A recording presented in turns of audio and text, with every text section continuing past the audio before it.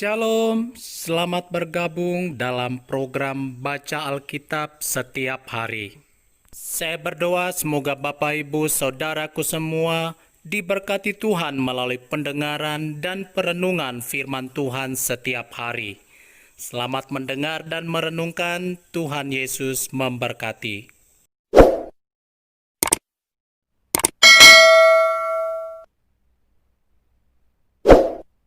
Nehemia pasal 13. Kesetiaan Nehemia kepada hukum. Pada masa itu, bagian-bagian daripada kitab Musa dibacakan dengan didengar oleh rakyat. Didapati tertulis dalam kitab itu bahwa orang Amon dan orang Moab tidak boleh masuk jemaah Allah untuk selamanya. Karena mereka tidak menyongsong orang Israel dengan roti dan air, malah mengubah Bileam melawan orang Israel supaya dikutukinya. Tetapi Allah kami mengubah kutuk itu menjadi berkat. Ketika mereka mendengar pembacaan Taurat itu, mereka memisahkan semua peranakan dari orang Israel. Tetapi sebelum masa itu, Imam Eliasib yang diangkat untuk mengawasi bilik-bilik rumah Allah kami dan yang mempunyai hubungan erat dengan Tobia, menyediakan sebuah bilik besar bagi Tobia itu. Sebelumnya orang membawa ke bilik itu korban sajian, kemenyan, perkakas-perkakas, dan persembahan persepuluhan daripada gandum, anggur, dan minyak yang menjadi hak orang-orang Lewi, para penyanyi dan para penunggu pintu gerbang, dan persembahan khusus bagi para imam.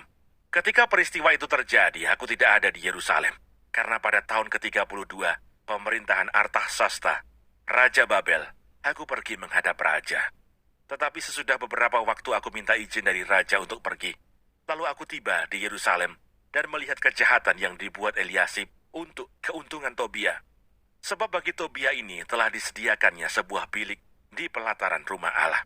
Aku menjadi sangat kesal, lalu kulempar semua perabot rumah Tobia keluar bilik itu. Kemudian kusuruh tahirkan bilik itu.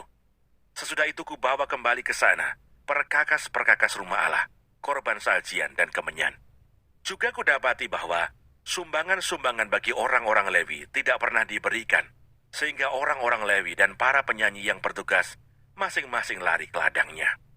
Aku menyesali para penguasa, kataku. Mengapa rumah Allah dibiarkan begitu saja? Lalu kukumpulkan orang-orang Lewi itu dan kukembalikan pada tempatnya. Maka seluruh orang Yehuda membawa lagi persembahan persepuluhan daripada gandum, anggur, dan minyak ke perbendaharaan. Sebagai pengawas-pengawas perbendaharaan, kuangkat Imam Selemia dan Sadoh sebagai ahli kitab, dan Pedaya seorang Lewi, sedang Hanan bin Sakur bin Matanya diperbantukan kepada mereka. Karena orang-orang itu dianggap setia, mereka diserahi tugas untuk mengurus pembagian kepada saudara-saudara mereka. Ya Allahku, ingatlah kepadaku karena hal itu, dan janganlah hapuskan segala perbuatan bakti yang telah kulakukan terhadap rumah Allahku dan segala pelayanan di dalamnya. Pada masa itu kulihat di Yehuda, orang-orang mengirik, memeras anggur pada hari Sabat. Pula orang-orang yang membawa berkas-berkas gandum dan memuatnya di atas keledai. Juga anggur, buah anggur, dan buah Arab, dan pelbagai muatan yang mereka bawa ke Yerusalem pada hari Sabat. Aku memperingatkan mereka ketika mereka menjual bahan-bahan makanan.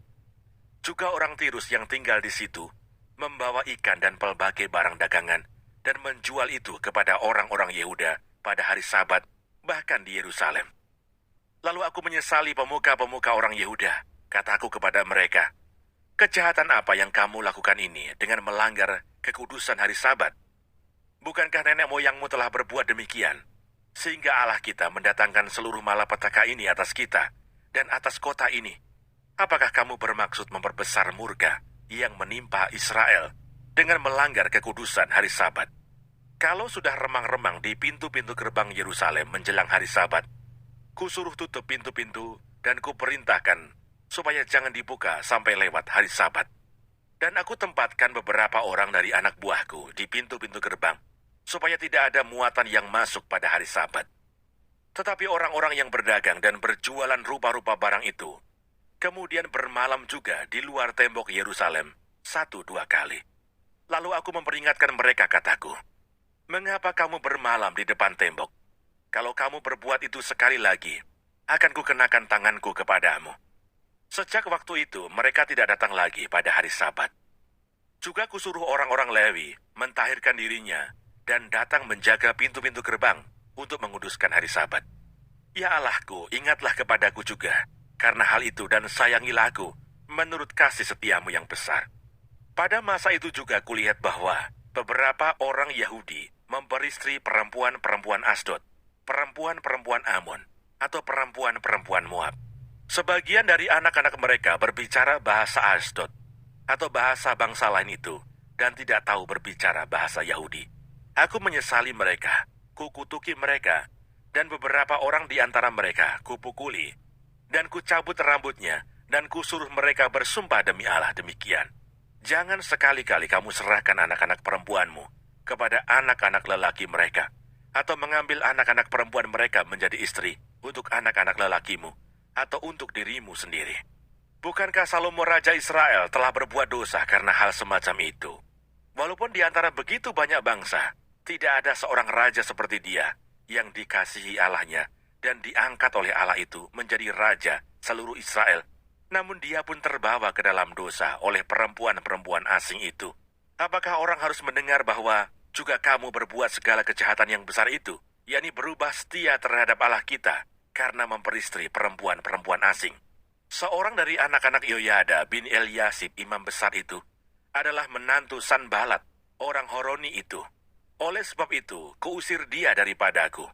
Ya Allahku, ingatlah bagaimana mereka mencemarkan jabatan imam, serta perjanjian mengenai para imam dan orang-orang Lewi. Kutahirkan mereka dari segala sesuatu yang asing, dan kutetapkan tugas-tugas untuk para imam dan orang-orang Lewi, masing-masing dalam bidang pekerjaannya.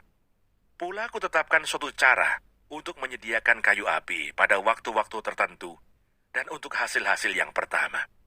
Ya Allahku, ingatlah kepadaku demi kesejahteraanku.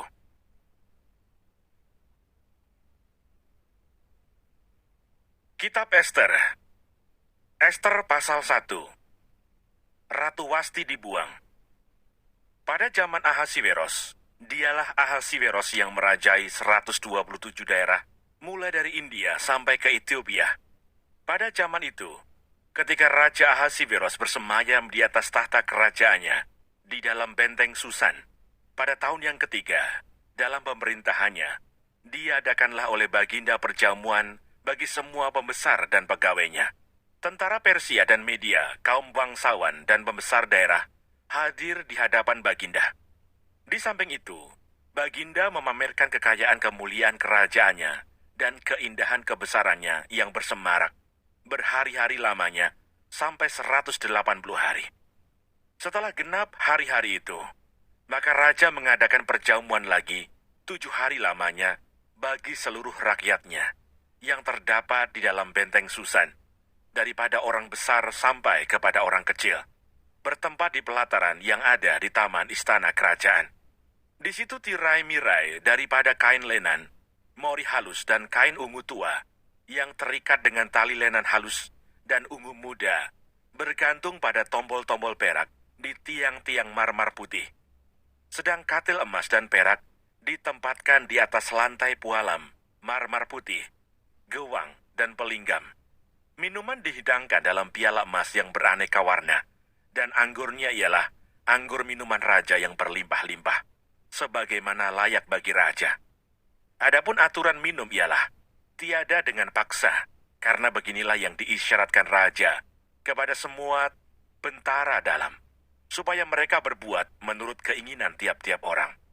Juga Wasti sang ratu mengadakan perjamuan bagi semua perempuan di dalam istana Raja Ahasiweros. Pada hari yang ketujuh, ketika raja riang gembira hatinya karena minum anggur, bertitahlah Baginda kepada Mehuman, Bista, Harbona, Bikta, Abakta, Zetar, dan Karkas, yakni ketujuh sida-sida yang bertugas di hadapan Raja Ahasiweros, supaya mereka membawa Wasti sang ratu dengan memakai mahkota kerajaan, menghadap raja untuk memperlihatkan kecantikannya kepada sekalian rakyat dan pembesar-pembesar, karena sang ratu sangat elok rupanya. Tetapi Ratu Wasti menolak untuk menghadap menurut titah raja yang disampaikan oleh sida-sida itu, sehingga sangat geramlah raja dan berapi-apilah murkanya. Maka bertanyalah raja kepada orang-orang arif bijaksana, orang-orang yang mengetahui kebiasaan zaman. Karena demikianlah biasanya masalah-masalah raja dikemukakan kepada para ahli undang-undang dan hukum. Adapun yang terdekat kepada Baginda ialah Karsena, Setar, Admata, Tarsis, Meres, Marsena, dan Memukan, ketujuh pembesar Persia dan Media, yang boleh memandang wajah raja dan yang mempunyai kedudukan yang tinggi di dalam kerajaan, tanya raja. Apakah yang harus diperbuat atas Ratu Wasti menurut undang-undang? Karena tidak dilakukannya titah Raja Ahasiveros yang disampaikan oleh Sidah-Sidah. Maka sembah Memukan di hadapan raja dan para pembesar itu. Wasti sang ratu bukan bersalah kepada raja saja, melainkan juga kepada semua pembesar dan segala bangsa yang di dalam segala daerah Raja Ahasiveros. Karena kelakuan sang ratu itu akan merata kepada semua perempuan, sehingga mereka tidak menghiraukan suaminya. Apabila diceritakan orang, Raja Ahasiveros menitahkan supaya Wasti sang ratu dibawa menghadap kepadanya. Tetapi ia tidak mau datang. Pada hari itu juga, istri para pembesar raja di Persia dan Media yang mendengar tentang kelakuan sang ratu akan berbicara tentang hal itu kepada suaminya, sehingga berlarut-larutlah penghinaan dan kekusaran. Jikalau baik pada pemandangan raja, hendaklah dikeluarkan suatu titah kerajaan dari hadapan Baginda dan dituliskan di dalam undang-undang Persia dan Media, sehingga tidak dapat dicabut kembali, bahwa Wasti dilarang menghadap Raja Ahasiveros, dan bahwa raja akan mengaruniakan kedudukannya sebagai ratu kepada orang lain yang lebih baik daripadanya. Bila keputusan yang diambil raja kedengaran di seluruh kerajaannya, alangkah besarnya kerajaan itu, maka semua perempuan akan memberi hormat kepada suami mereka, daripada orang besar sampai kepada orang kecil. Usul itu dipandang baik oleh raja serta para pembesar, jadi bertindaklah raja sesuai dengan usul Memukan itu. Dikirimkanlah oleh Baginda surat-surat ke segenap daerah kerajaan. Tiap-tiap daerah menurut tulisannya dan tiap-tiap bangsa menurut bahasanya, bunyinya. Setiap laki-laki harus menjadi kepala dalam rumah tangganya dan berbicara menurut bahasa bangsanya.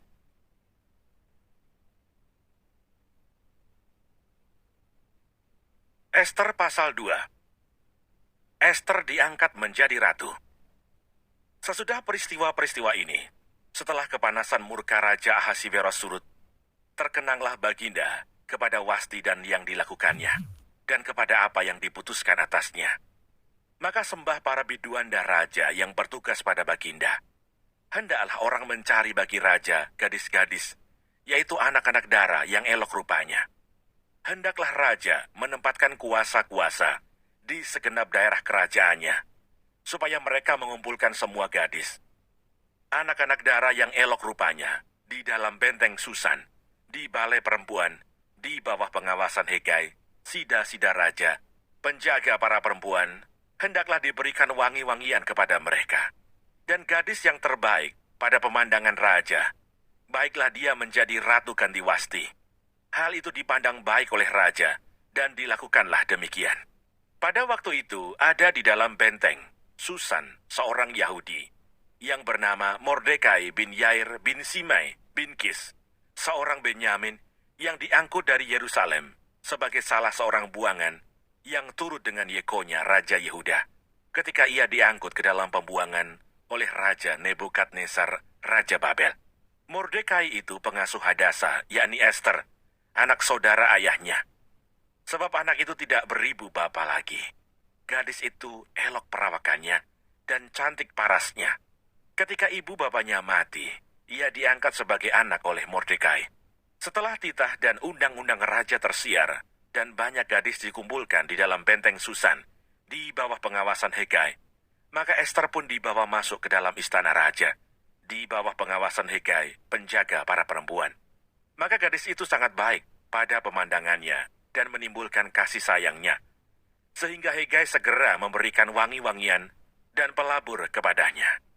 Dan juga 7 orang dayang-dayang yang terpilih dari isi istana raja, kemudian memindahkan dia dengan dayang-dayangnya ke bagian yang terbaik di dalam balai perempuan. Ester tidak memberitahukan kebangsaan dan asal-usulnya karena dilarang oleh Mordekai. Tiap-tiap hari berjalan-jalanlah Mordekai di depan pelataran balai perempuan itu untuk mengetahui bagaimana keadaan Ester dan apa yang akan berlaku atasnya. Tiap-tiap kali seorang gadis mendapat giliran untuk masuk menghadap Raja Ahasiweros, dan sebelumnya ia dirawat menurut peraturan bagi para perempuan selama 12 bulan, sebab seluruh waktu itu digunakan untuk pemakaian wangi-wangian. 6 bulan untuk memakai minyak mur, dan 6 bulan lagi untuk memakai minyak kasai, serta lain-lain wangi-wangian perempuan. Lalu gadis itu masuk menghadap raja, dan segala apa yang dimintanya harus diberikan kepadanya untuk dibawa masuk dari balai perempuan ke dalam istana raja. Pada waktu petang, ia masuk dan pada waktu pagi ia kembali. Tetapi sekali ini ke dalam balai perempuan yang kedua, di bawah pengawasan Saasgas, Sida-Sida Raja, penjaga para gundik, ia tidak diperkenankan masuk lagi menghadap raja, kecuali jikalau raja berkenan kepadanya dan ia dipanggil dengan disebutkan namanya. Ketika Ester anak Abihail, yakni saudara ayah Mordekai yang mengangkat Ester sebagai anak, mendapat giliran untuk masuk menghadap raja, maka ia tidak menghendaki sesuatu apapun selain daripada yang dianjurkan oleh Hegai, Sida-Sida Raja, penjaga para perempuan. Maka Ester dapat menimbulkan kasih sayang pada semua orang yang melihat dia.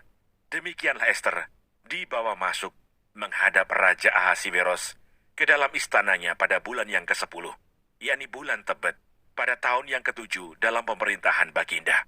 Maka Ester dikasihi oleh Baginda lebih daripada semua perempuan lain. Dan ia beroleh sayang dan kasih Baginda lebih daripada semua anak darah lain. Sehingga Baginda mengenakan mahkota kerajaan ke atas kepalanya dan mengangkat dia menjadi Ratu Gantiwasti. Kemudian diadakanlah oleh Baginda suatu perjamuan bagi semua pembesar dan pegawainya, yakni perjamuan karena Ester, dan Baginda menitahkan kebebasan pajak bagi daerah-daerah serta mengaruniakan anugerah sebagaimana layak bagi raja. Mordekai mengetahui suatu sekongkolan. Selama anak-anak darah dikumpulkan untuk kedua kalinya, Mordekai duduk di pintu gerbang istana raja. Adapun Ester tidak memberitahukan asal-usul dan kebangsaannya seperti diperintahkan kepadanya oleh Mordekai. Sebab Ester tetap berbuat menurut perkataan Mordekai seperti pada waktu ia masih dalam asuhannya. Pada waktu itu, ketika Mordekai duduk di pintu gerbang istana raja, sakit hatilah Bigtan dan Teres, 2 orang Sida-Sida Raja yang termasuk golongan penjaga pintu. Lalu berikhtiarlah mereka untuk membunuh Raja Ahasiweros.